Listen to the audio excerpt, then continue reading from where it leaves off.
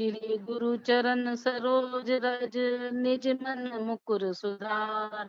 बरनउँ रघुवर विमल जसु, जो दायक फल चार। बुद्धिहीन तन जान के, सुमरो पवन कुमार।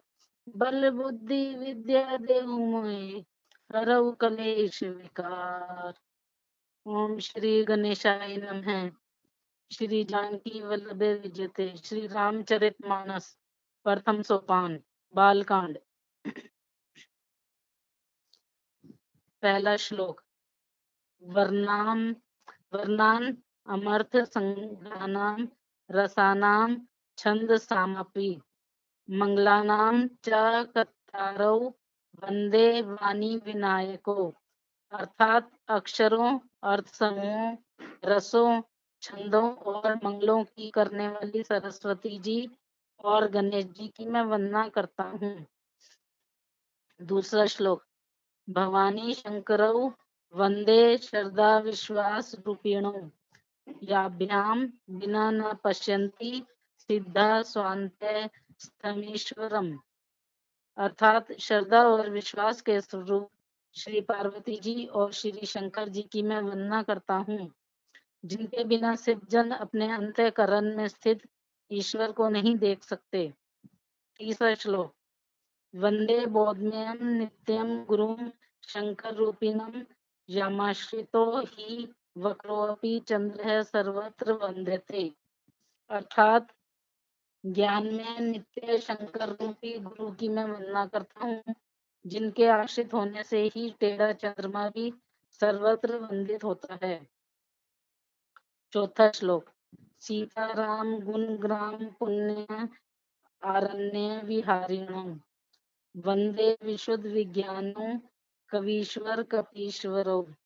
अर्थात श्री सीताराम जी के गुण समूह रूपी पवित्र वन में विहार करने वाले विशुद्ध विज्ञान संपन्न कवीश्वर वाल्मीकि जी और कपीश्वर श्री हनुमान जी की मैं वंदना करता हूँ।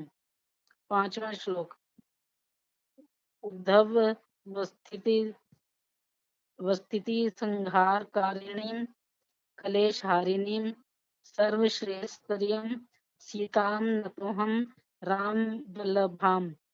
अर्थात उत्पत्ति स्थिति और संहार करने वाली, कलेशों की हरने वाली तथा संपूर्ण कल्याणों की करने वाली श्री रामचंद्र जी की प्रियतमा श्री सीता जी को मैं नमस्कार करता हूँ।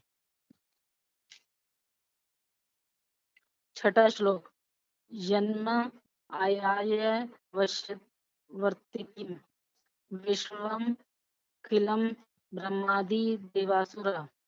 यत सत्वाद से भांति सकलम रज्जौ यथाय अभ्रम।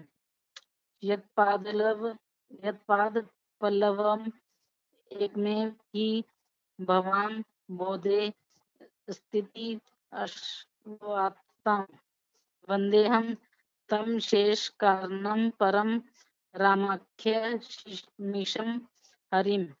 अर्थात जिनकी माया के वशीभूत संपूर्ण विश्व ब्रह्मादि देवता और असुर हैं, जिनकी सत्ता से रस्सी में सर्प के भ्रम की भांति यह सारा दृश्य जगत सत्य ही प्रतीत होता है, और जिनके केवल चरण ही भवसागर से तरने की इच्छा वालों के लिए एकमात्र नौका है, उन समस्त कारणों से पर सब कारणों के कारण और सबसे श्रेष्ठ राम कहाने वाले भगवान हरि की मैं वंदना करता हूँ। सातवां श्लोक। नाना पुराण निगम आगम सम्मतम यद रामायणे निगदितम क्वचिदन्य तोऽपि। स्वान्ताय सुखाय तुलसी रघुनाथ गाथा भाषा निबंधम त्रिमंजुलम आत्मोति।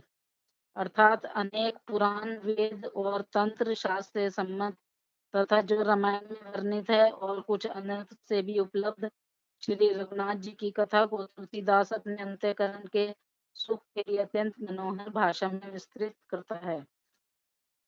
सोठा। जो सुमिरत सिद्धि होई गन नायक करिवर वदन, करऊ अनुग्रह सोई बुद्धि, राशि शुभ गुण सदन। अर्थात जिन्हें स्मरण करने से सब कार्य सिद्ध होते हैं, जो गणों के स्वामी और सुंदर हाथी के मुख वाले हैं, वे ही बुद्धि के राशि और शुभ गुणों के धाम। श्री गणेश जी मुझ पर कृपा करें। दूसरा सोठा।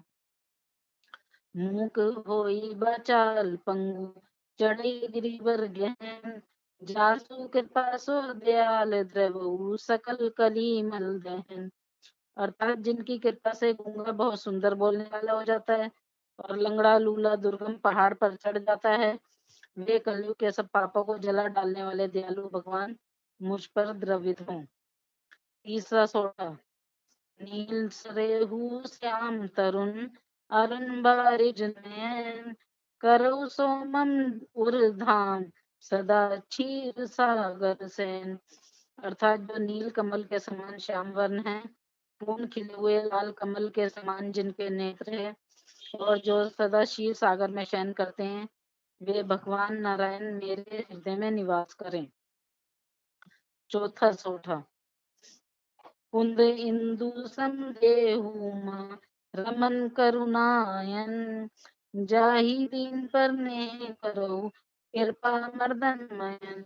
अर्थात जिनका कुंदन के पुष्प और चंद्रमा के समान गौर शरीर है, जो पार्वती जी के प्रियतम और दया के धाम है, और जिनका दीनों पर स्नेह है, वे कामदेव का मर्दन करने वाले शंकर जी मुझ पर कृपा करें। पांचवा सोठा। बंदे गुरु पद कंज कृपा, सिंधु नर रूप हरि, महामोह तम पुंज जासु, वचन रवि कर निकर।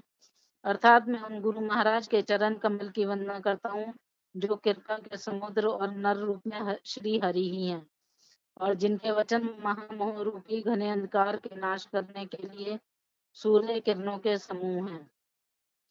उपाय। वंदे गुरु पद पदुम परागा, सुरुचि सुभाष सरस अनुरागा, अम्यो मूरी में चूरन चारु, समन सकल भव रुज परिवारु। अर्थात मैं गुरु महाराज के चरण कमलों की रज की वंदना करता हूँ, जो सुरुचि सुंदर स्वाद सुगंध तथा अनुराग रूपी रस से पूर्ण है। वह अमर मूल का सुंदर चूर्ण है, जो संपूर्ण भवरोगों के परिवार को नाश करने वाला है। सुकृति संभूतन विमल विभूति, मंजुल मंगल मोद प्रसूति, जन्मन मंजू मुकुर मल्हरणी, किए तिलक गुण गण बस करनी। अर्थात वह रज सुकृति रूपी शिव जी के शरीर पर सुशोभित निर्बल विभूति है, और सुंदर कल्याण और आनंद की जननी है। भक्त के मन रूपी सुंदर दर्पण के मैल को दूर करने वाली, और तिलक करने से मनुष्य के गुणों के समूह को वश में करने वाली है। श्री गुरु पद नख मणिगण ज्योति, सुमिरत दिव्य दृष्टि ये होती, दलन मोह तम सो सह प्रकाशु, बड़े भाग उर आवहि जासु। अर्थात श्री गुरु महाराज के चरण नखों की ज्योति मणियों के प्रकाश के समान है, जिसके स्मरण करते ही हृदय में दिव्य दृष्टि उत्पन्न हो जाती है। वह प्रकाश अज्ञान रूपी अंधकार का नाश करने वाला है। वह जिसके हृदय में आ जाता है, उसके बड़े भाग्य हैं। उधरी विमल विलोचन ही के, मिटे दोष दुख भव रजनी के, सूझे रामचरित मनि मानिक, गुप्त प्रकट जह सो जो जही खानिक। अर्थात उसके हृदय में आते ही हृदय के निर्मल नेत्र खुल जाते हैं, और संसार रूपी रात्रि के दोष दुख मिट जाते हैं, एवं श्री रामचरित रूपी मणि और मन के गुप्त और प्रकट जहाँ जो जिस खान में वह सब दिखाई पड़ने लगते हैं। पहला दोहा। जथा सुअंजन दृग, साधक सीध सुजान, कौतुक देखत सैल बन, भूतल भूरि निधान। सियावर रामचंद्र की जय, मेरे प्रभु राम जय जय राम। मंगल भवनीय मंगल हारी, रव सुदशरथ अजर बिहारी। दीन दयाल विरज संभारी, हरौ नाथ मम संकट भारी। अर्थात जैसे सिद्ध जन को नेत्रों में लगाकर साधक सिद्ध और सुजान पर्वतों, वनों और पृथ्वी के अंदर कौतुक से ही बहुत सी खाने देखते हैं। चौपाई। गुरुपद रज मृदु मंजुल अंजन, नैन अभिय दृग दोष विभंजन। तेहि करि विमल विवेक विलोचन, बरनउँ रामचरित भव मोचन। अर्थात श्री गुरु महाराज के चरणों की रज कोमल और सुंदर नैनामृत अंजन है, जो नेत्रों के दोषों का नाश करने वाला है। उस अंजन से विवेक रूपी नेत्रों को निर्मल करके मैं संसार रूपी बंधन से छुड़ाने वाले श्री रामचरित का वर्णन करता हूँ। बंदौ प्रथम मही सुर चरना, मोह जनित संशय सब हरना। सुजन समाज सकल गुण भानी, करो प्रणाम सप्रेम सुबानी। अर्थात पहले पृथ्वी के देवता ब्राह्मणों के चरणों की वंदना करता हूँ, जो अज्ञान से उत्पन्न सब संदेहों को हरने वाले हैं। फिर सब गुणों की खान संत समाज को प्रेम से सुंदर वाणी से प्रणाम करता हूँ। साधु चरित शुभ चरित कपासु, निरस विसद गुण में फल जासु। जो सही दुख छिद्र दुरावा, बंदनीय जेहि जग जस पावा। अर्थात संतों का चरित कपास के चरित के समान शुभ है, जिसका फल नीरस विशद और गुण में होता है। कपास की डोडी नीरस होती है, संत चरित में भी विषयासक्ति नहीं है, इससे वह भी नीरस है। कपास उज्ज्वल होता है, संत का हृदय भी अज्ञान और पाप रूपी अंधकार से रहित होता है, इसलिए वह विशुद्ध है। और कपास में गुण होते हैं, इसी प्रकार संत का चरित भी सद्गुणों का भंडार होता है, इसलिए वह गुण में है। जैसे कपास का धागा सुई के किए हुए छेद को अपना तन देकर ढक देता है, अथवा कपास जैसे लोढ़े जाने, काटे जाने और भुने जाने का कष्ट सहकर भी वस्त्र के रूप में परिणत होकर दूसरों के गोपनीय स्थानों को ढकता है, उसी प्रकार संत स्वयं दुख सहकर दूसरों के छिद्रों दोषों को ढकता है, जिसके कारण उसने जगत में वंदनीय यश प्राप्त किया है। मुद मंगल में संत समाजू, जो जगत जंगम तीरथ राजू। राम भक्ति जय सुर श्रीधारा, सरसी ब्रह्म विचार प्रचारा। अर्थात संतों का समाज आनंद और कल्याण में है, जो जगत में चलता फिरता तीर्थ राज है। जहाँ उस संत समाज रूपी प्रयागराज में राम भक्ति रूपी गंगा जी की धारा है और ब्रह्म विचार का प्रसार सरस्वती जी है। विधि निषेध में कलिमल हरनी, करम कथा रवि बंदनी बरनी। हरिहर कथा विराजती बेनी, सुनत सकल मुद मंगल देनी। अर्थात विधि और निषेध, यह करो और यह ना करो रूपी कर्मों की कथा कलयुग के पापों को हरने वाली सूर्यतन्या यमुना जी हैं, और भगवान विष्णु और शंकर जी की कथाएं त्रिवेणी रूप से सुशोभित हैं, जो सुनते ही सब आनंद और कल्याणों की देने वाली है। बटु विश्वास अचल निज धर्मा, तीरथ राज समाज सुकर्मा। सभी सुलभ सब दिन सब देसा, सेवत सादर समन कलेसा।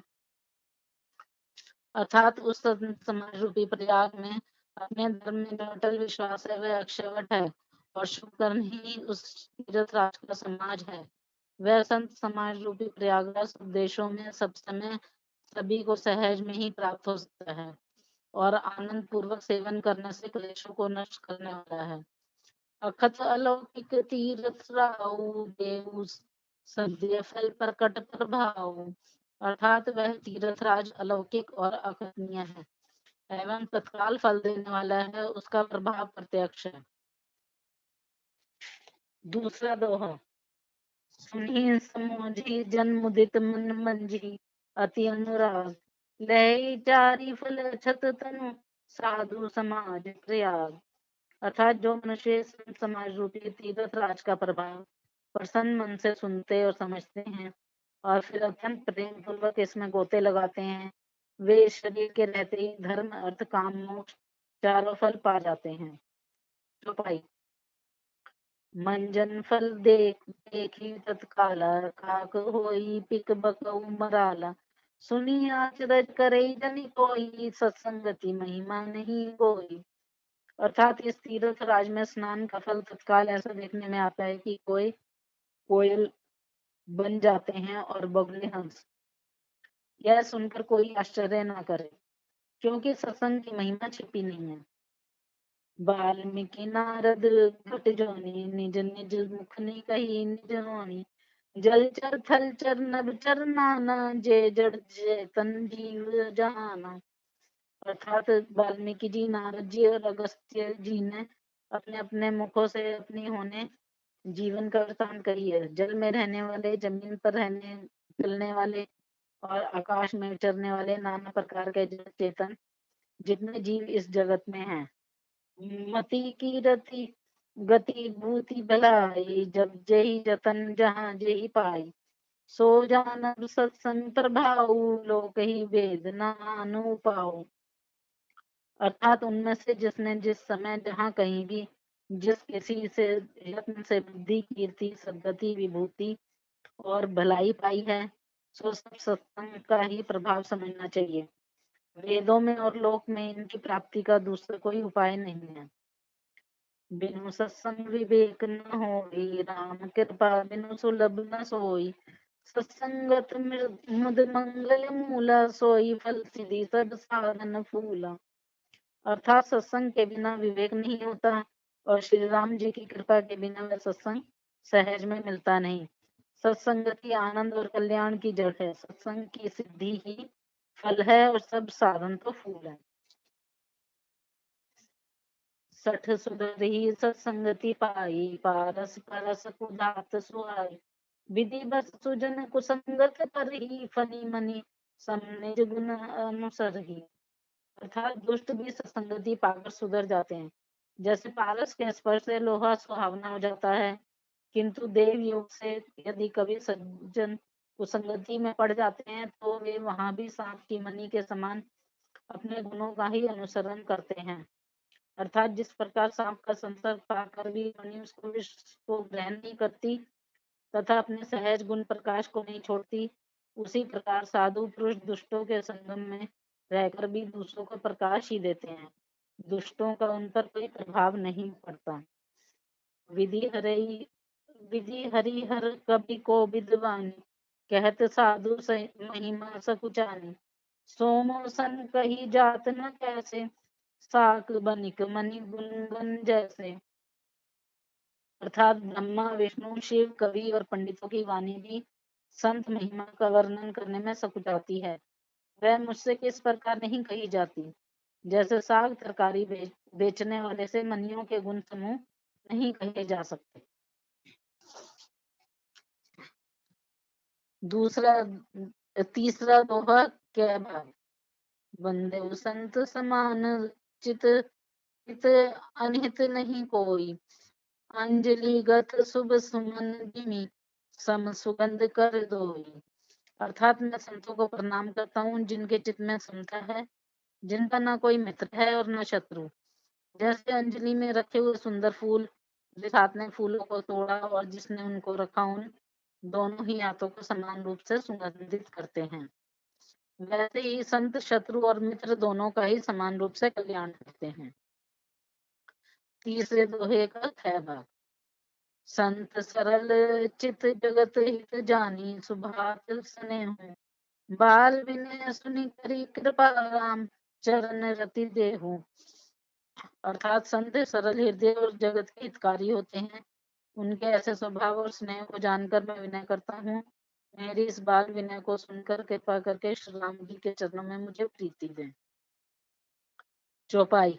बहुरी बंदी खलगन सतिवाए, जे बिनु काज दाहिने उबाए। पर हित हानि लाभ जिन्हें केरे, उजरे हर्ष विषाद बसेरे। अर्थात अब मैं सच्चे भाव से दुष्टों को प्रणाम करता हूँ, जो बिना ही प्रयोजन अपना हित करने वाले के भी प्रतिकूल आचरण करते हैं। दूसरों के हित की हानि ही जिनकी दृष्टि में लाभ है, जिनको दूसरों के डरने में हर्ष और बसने में विषाद होता है। हरिहर जस राकेश राहु से, पर अकाज भट सहस बाहु से। जे पर दोष लखी साखी पर हित ग्रत, जिन्हें के मन माखी। अर्थात जो हरि और हर के यश रूपी पूर्णिमा के चंद्रमा के लिए राहु के समान है। अर्थात जहाँ कहीं भगवान विष्णु या शंकर के यश का वर्णन होता है, उसी में वे बाधा देते हैं और दूसरों की बुराई करने में सहस्त्र बाहु के समान वीर हैं, जो दूसरों के दोषों को हजार आंखों से देखते हैं और दूसरों के हित रूपी घी के लिए जिनका मन मक्खी के समान है। अर्थात जिस प्रकार मक्खी घी में गिरकर उसे खराब कर देती है और स्वयं भी मर जाती है, उसी प्रकार दुष्ट लोग दूसरों के बने बनाए काम को अपनी हानि करके भी बिगाड़ देते हैं। तेज कृसान रोष महिषेसा, अग अगुंधन धनी धनेसा, उदय के समित सभी के कुंभकर्ण समसोवतनी के। अर्थात जो तेज दूसरों को जलाने वाला ताप में अग्नि और क्रोध में यमराज के समान है, पाप और अवगुण रूपी धन में कुबेर के समान धनी है, जिनकी बढ़ती सभी के हित का नाश करने के लिए केतु कुशल तारे के समान है और जिनके कुंभकर्ण की इस तरह सोते रहने में ही भलाई है। पर अकाजु लगी तनु परिहरही, जिमी हिम उपल कृषि दली करही, बंदे उखल जस शेष सरोसा, सहज बदन बरनऊ कर दोष। अर्थात जैसे ओले खेती का नाश करके आप भी गल जाते हैं, वैसे ही वे दूसरों का काम बिगाड़ने के लिए अपना शरीर तक छोड़ देते हैं। मैं दुष्टों को शेष जी के समान समझकर प्रणाम करता हूँ, जो पराई दोषों का हजार मुखों से बड़े रोष के साथ वर्णन करते हैं। पुनि परने वो पृथ्वीराज समाना, पर अग सुनई सहज दस काना, बहुरी सकल सम बिन देही, संतत सुरानी कहित जेहि। अर्थात पुनः उनको राजा पृथु, जिन्होंने भगवान का यश सुनने के लिए 10,000 कान मांगे थे, के समान जानकर प्रणाम करता हूँ, जो 10,000 कानों से दूसरों के पापों को सुनते हैं। फिर इंद्र के समान मानकर उनकी विनय करता हूँ, जिनको सुरा नीकी और हितकारी मालूम देती है। इंद्र के लिए भी सुरानिक अर्थात देवताओं की सेना हितकारी है। बचन वज्र देहि सदा प्यारा, सहस नयन पर दोष निहारा, जिनको कठोर वचन रूपी वृद्ध सदा प्यारा लगता है और जो हजार आंखों से दूसरों के दोषों को देखते हैं। चौथा दोहा। उदासीन अरिमित हित, सुनत जरहि खल रीति, जानी पानी जुग जोरी जन, बिनती करई सब प्रीति। अर्थात दुष्टों की यह रीति है कि वे उदासीन शत्रु अथवा मित्र किसी का भी हित सुनकर जलते हैं। यह जानकर दोनों हाथ जोड़कर यह जन प्रेम पूर्वक उनसे विनय करता है। चौपाई। मैं अपनी दिसी कीने निहोरा, इन्हें निज और न लाभो बोरा, बायस तले ही अति अनुरागा, होई निरामिष कबहू की कागा। अर्थात मैंने अपनी ओर से विनती की है, परंतु वे अपनी ओर से कभी नहीं चूकेंगे। कौओं को बड़े प्रेम से पालिए, परंतु वे क्या कभी मांस के त्यागी हो सकते हैं। वंदेउ संत असजन चरना, दुख प्रद वे बीच कछु बरना, बिछड़त एक प्राण हरि लेहि, मिलत एक दुख दारुण देहि। अर्थात अब मैं संत और असंत दोनों के चरणों की वंदना करता हूँ। दोनों ही दुख देने वाले हैं, परंतु उनमें कुछ अंतर कहा गया। वह अंतर यह है कि एक संत तो बिछुड़ते समय प्राण हर लेते हैं और दूसरे संत मिलते हैं तब दारुण दुख देते हैं। अर्थात संतों का बिछुड़ना मरने के समान दुखदायी होता है और असंतों का मिलना। उपजी एक संग जग माही, जलज जोक जिमि गुण बिल गाई, सुधा सुरा सम साधु असाधु, जनक एक जग जल्दी अगाधु। दोनों संत और असंत जगत में एक साथ पैदा होते हैं, पर एक साथ पैदा होने वाले कमल और जोंक की तरह उनके गुण अलग अलग होते हैं। कमल दर्शन और स्पर्श से सुख देता है, किंतु जोंक शरीर का स्पर्श पाते ही रक्त चूसने लगती है। साधु अमृत के समान मृत्यु रूपी संसार से उबरने वाला और असाधु मुद्रा के समान मोह प्रमाद और जड़ता उत्पन्न करने वाला है। दोनों को उत्पन्न करने वाला जगत रूपी अगाध समुद्र एक ही है। शास्त्रों में समुद्र मंथन से ही अमृत और मदिरा दोनों की ही उत्पत्ति बताई गई है। भलन बल निज निज करतूती, लहत सुजत अपलोक विभूति। सुधा सुधाकर सुरसी साधु, गरल अनल कलिमल सरिस अव्याधु। गुण अवगुण जानत सब कोई, जो जेहि भावनिक तेहि सोई। अर्थात भले और बुरे अपनी अपनी करनी के अनुसार यश और अपयश की संपत्ति पाते हैं। अमृत, चंद्रमा, गंगा जी और साधु एवं विष, अग्नि कलयुग के पापों की नदी अर्थात कर्मनाशा और हिंसा करने वाला व्याध, इनके गुण अवगुण सब कोई जानते हैं, किंतु जिसे जो बहता है उसे वही अच्छा लगता है। पांचवा दोहा। भलो भलाई ते लही लही नीचाई नीचू, सुधा सराही अमृता गल सराही नीचू। सिया अर्थात भला भलाई ही ग्रहण करता है और नीच नीचता को ही ग्रहण किए रहता है। अमृत की सराहना अमर करने में होती है और विष की मारने में। सियावर रामचंद्र की जय, मेरे प्रभु राम जय जय राम। मंगल भवनीय मंगलहारी, द्रव सुदशरथ अजर बिहारी। दीन दयाल विरज संभारी, हरो नाथ मन संकट भारी। जय सिया राम।